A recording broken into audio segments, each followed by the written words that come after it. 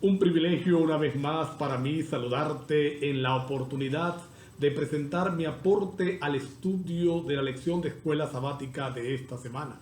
Estamos llegando a la lección número 10 de este trimestre, donde hemos estado estudiando cómo interpretar la palabra de Dios. Y el título de la lección número 10 es La Biblia como historia. Y aunque la Biblia no es un libro de historia, no fue escrita como un libro de historia, no fue escrita para estudiar la historia. Definitivamente la Biblia está constituida en la historia, está enmarcada en la historia, porque nos va a presentar a un Dios vivo, a un Dios activo, a un Dios que está de protagonista en los asuntos de esta tierra, en los asuntos de esta humanidad. De hecho, la Biblia va a presentar el concepto de la historia en forma correcta y no como lo presentan algunas ideologías que afirman que la historia es cíclica. La Biblia presenta que la historia es lineal, porque parte de un punto específico, de un punto exacto, cuando Dios crea todo cuanto existe y va en forma lineal, recorriendo toda la historia hasta el momento cumbre cuando Cristo venga por segunda vez y entonces se vuelva a abrir la eternidad. Esto hace diferente a la Biblia de los demás libros religiosos, de otros libros religiosos, porque nos presenta un Dios activo, un Dios que con su palabra ordena que exista todo cuanto existe y entonces esa palabra hace que aparezca el mundo tal y cual como lo tenemos hoy. Va a mostrar a un Dios que llama a Noé para que construya un arca, un Dios que envía el diluvio, un Dios que llama a Abraham de Ur de los Caldeos para formar una nación, un Dios que forma un pueblo especial de los hijos de Jacob, un Dios que abre el mar rojo para que sus hijos pasen en seco, un Dios que envía, que escribe los 10 mandamientos con su propio dedo, un Dios que envía profetas, que envía juicios, un Dios que interviene en la historia, tanto así que se encarna, viene a vivir entre nosotros y entonces va a dividir la historia en antes y después de Cristo. Pero últimamente, y cuando hablamos últimamente estamos hablando desde mediados del siglo XIX para acá, muchos han objetado la veracidad de los relatos históricos que aparecen en la Biblia. Muchos han objetado la veracidad de los relatos tal y como los presenta la Escritura, desmintiendo algunos de ellos, desvirtuando otros, y entonces de esta manera poniendo en tela de juicio la palabra de Dios, la credibilidad de Dios y la credibilidad en la Biblia como palabra inspirada por Dios. Uno de estos acontecimientos históricos que la Biblia, que la alta crítica desmiente es la existencia de David, de Salomón y de la monarquía de ambos. La Biblia registra que David y Salomón fueron los tiempos, o el reinado de David y Salomón fueron los tiempos de gloria para Israel. Fue cuando Israel alcanzó la promesa que Dios había hecho a Abraham de darle toda la tierra de Canaán. En el reinado de Salomón se extiende su reino de tal forma que sus fronteras llegan hasta donde Dios había dicho que debían llegar. Pero, como dije hace rato, algunos han expresado que entonces David y Salomón no existieron. Ahora, miren qué hay detrás de esto. Miren cómo el diablo está metiendo su mano en la mente de estas personas, en las enseñanzas de estas personas, que triste es decirlo, que se vuelven populares.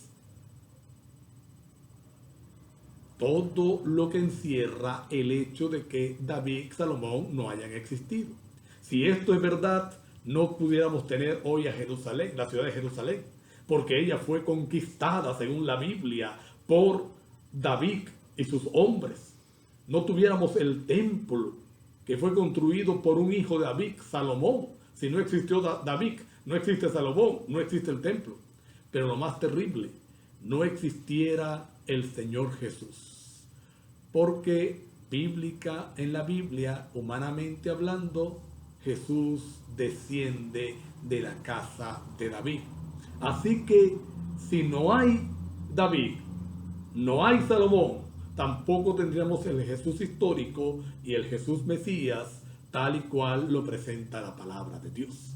Ahora, nosotros tenemos que agradecer porque hay otras ciencias que nos están ayudando para que esto pueda ser así o para entenderlo. La arqueología ha contribuido en los últimos años a comprobar que lo que dice la palabra de Dios es real, que lo que dice la palabra de Dios fue así. Un ejemplo de esto vamos a encontrarlo en los descubrimientos que en el año 2008 y 2013 se han hecho alrededor del sitio que se describe en 1 de Samuel capítulo 17. 1 de Samuel capítulo 17 presenta el enfrentamiento entre David, el joven David, y el gigante Goliat. Esta historia, según esos descubrimientos, sí ocurrió, porque la Biblia describe con lujo de detalles el lugar donde hubo el enfrentamiento, la ciudad donde estaban atrincherados los israelitas, y así lo ha comprobado la arqueología. Otro descubrimiento hecho en el siglo pasado, siglo XX, fue un monumento escrito por el rey Hazael de Damasco, donde él declara cómo le infringió una derrota a los reyes, al rey de Israel y a la casa de David. Se refiere al reino de Judá como lo describe la Biblia. Se refiere al reino de Judá como la casa de David. Así que estos dos descubrimientos arqueológicos nos permiten afirmar sin lugar a duda que el David histórico fue cierto, que David sí existió, que tal como lo presenta la Biblia, él estuvo en esta tierra y fue rey de Israel en el tiempo de oro, y así Salomón y así sus hijos. Otro asunto histórico que nos presenta la palabra de Dios, que los grandes estudiosos, y lo coloco entre comillas, porque son estudiosos de embuste, tratan de desmentir, tratan de decir que no existió, fue la historia de la derrota de Sennacherib por parte de Ezequías. Esto lo presenta el capítulo 36 y 37 del libro de Isaías. Vamos a mirar en él un tremendo milagro que hace el Señor. Cuento un poquito el contexto histórico. Dice la Biblia que Sennacherib venía de derrotar a otras ciudades, Sennacherib venía a derrotar a otros pueblos, y ahora estaba rodeando a Jerusalén, la capital de Judá. Y según dice la Biblia, Sennacherib o su capitán va a describir las hazañas del imperio asirio, de cómo Asiria ha derrotado otros reinos, de cómo Asiria ha derrotado a otros reinos que confiaban en sus dioses, y declara que Jerusalén también será tomada, porque ¿qué Dios podrá librarlos de su mano? Ezequías clama a Dios, Isaías viene con un mensaje portentoso, un mensaje de ánimo, de esperanza, un mensaje de fortalecimiento, un mensaje de victoria. Isaías le dice: Dios ha dicho que ni una flecha va a entrar a esta ciudad. Y aquella noche, milagrosamente, todo el ejército asirio fue derrotado por Dios. Es un milagro portentoso. Así lo presentan las Sagradas Escrituras y así lo creemos. Ahora, ¿qué ha hecho la historia o qué ha hecho la arqueología para comprobarlo? varias cositas. En primer lugar,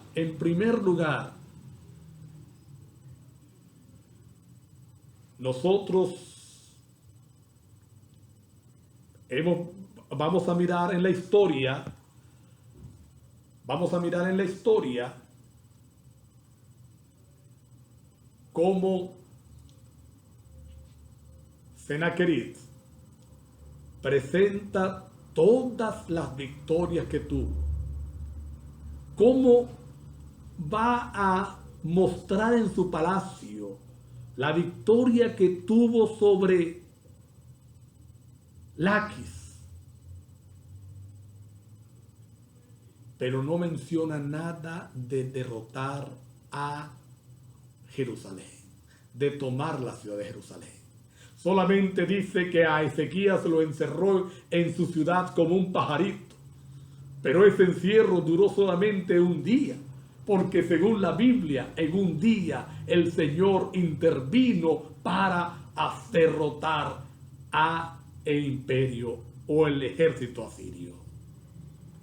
Dios actúa en la historia para bendecir a aquellos que confían en Él, para ayudar, sostener, levantar a aquellos que ponen su confianza en el Señor. No es un Dios que está aislado de la historia, es un Dios que está activo. Y aunque el rey de Asiria se vanaglorió de haber derrotado a Laquis, y lo presenta así los descubrimientos arqueológicos, en ningún lugar menciona que logró derrotar a Jerusalén. Esa ciudad fue protegida por Dios. Esa ciudad fue alcanzada por Dios. Otro evento histórico que nosotros podemos encontrar en la palabra de Dios, otro evento histórico que podemos encontrar en la Biblia, es la historia de Daniel, de Nabucodonosor y de Babilonia. Interesante, porque descubrimientos arqueológicos han demostrado que algunos de los servidores de Nabucodonosor, tal como lo menciona la Biblia, existieron. Algunos servidores del imperio realmente existieron. La Biblia va a presentar a Babilonia con la figura de un león, la va a representar con la figura de un león. La arqueología ha descubierto que era la forma como Babilonia se identificaba, cómo Babilonia se presentaba, cómo la conocían a Babilonia, como un león. Exactamente como un león. Otro evento histórico, Jesús. Algunos han tratado de minimizar la figura de Jesús, por decirlo de alguna manera. Algunos dicen que realmente existió, que fue un maestro. Otro que fue simplemente un loco suicida que enfrentó al imperio romano.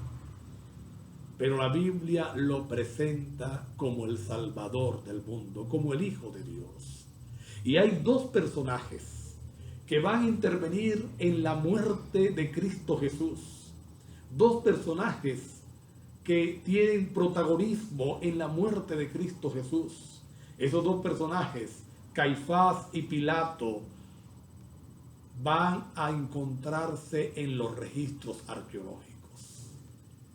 Se han encontrado inscripciones que mencionan a Pilato como prefecto de la ciudad o de Judea, de toda Judea. Y se descubrió una tumba donde está enterrada la familia de Caifás. Y se cree que la tumba más adornada de ella, la más hermosa, es la tumba donde reposan los huesos de Caifás. Así que estos descubrimientos han mostrado que aquellos dos personajes que la Biblia menciona que tuvieron que ver con la muerte de Cristo Jesús, realmente existieron, realmente vivieron. Cristo Jesús fue real también. Y no fue simplemente un maestro o un suicida vino a esta tierra, como lo presenta la Biblia, para darnos salvación. Era el Dios encarnado, el Dios que se hizo hombre por amor a ti, por amor a mí, por amor a cada uno de ustedes. Al mirar todo esto, podemos tener la seguridad de que Cristo también existió. ¿Qué papel juega la fe en la historia? ¿Qué papel juega nuestra fe? ¿Qué papel juega la fe de nuestros antepasados, de los personajes bíblicos en la historia? La Biblia los va a presentar como seres reales, como seres que existieron. Vamos a encontrar una galería muy especial allí en el libro de Hebreos, capítulo 11, llamada generalmente como la galería de la fe. Y vamos a encontrar hombres que estuvieron dispuestos a dar su vida, a dar todo por amor a nuestro Salvador, por amor al Señor Jesús, por amor al Dios que les había rescatado. Ellos actúan es por ese principio. Un ejemplo de la veracidad de la historia la vamos a encontrar en los seguidores de Cristo Jesús. Yo siempre digo, cuando alguien me pregunta que si yo tengo alguna prueba de que Jesús realmente resucitó, como lo dice la Biblia, yo siempre digo que el accionar de sus discípulos posterior a la resurrección de Cristo lo demuestra. Porque vamos a partir de un punto, vamos a imaginarnos que realmente ellos mintieron, como lo describe Caifás, que Caifás les dijo a los soldados: digan que fue que los discípulos vinieron de noche y se robaron el cuerpo cuando ustedes dormían. Vamos a suponer que eso es real. Y ellos inventan una mentira. Yo pregunto, ¿quién está dispuesto a morir por una mentira? ¿Quién está dispuesto a morir por una cosa que es falsa? Que yo sé que es falso. Los discípulos estuvieron dispuestos a morir por Cristo Jesús. Y en los primeros años se encuentran descubrimientos de que habían cristianos en diferentes partes del imperio. La historia, tal como la presenta la Biblia, es real. Porque la Biblia es real. Porque la Biblia es la palabra de Dios. Es la palabra del Señor. Ahora, le agradecemos a la arqueología.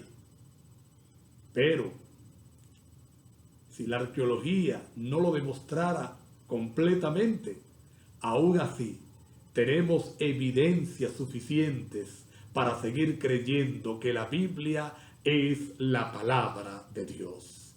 Yo quiero invitarte en esta oportunidad para que tú hagas de la palabra de Dios el centro de tu estudio. La estudies todos los días. La estudies todos los días. Le permitas al Señor entrar a tu corazón. Graba su palabra en tu mente y en tu corazón. Grábala en ti para que sea tu escudo y tu defensa. Y cuando el enemigo venga con sus insinuaciones, tú puedas reconocer que la Biblia siempre será la palabra de Dios. Vamos a inclinar el rostro para orar. Querido Padre, gracias porque la Biblia es la palabra de Dios. Gracias porque la historia muestra, o los descubrimientos muestran que la historia como la presenta la Biblia es real. Gracias, Señor, por confirmar nuestra fe. Síguelo haciendo, que crezcamos cada día en ella, que crezcamos en el conocimiento de tu palabra. Gracias por escucharnos. En el nombre de Jesús. Amén. Dios le bendiga.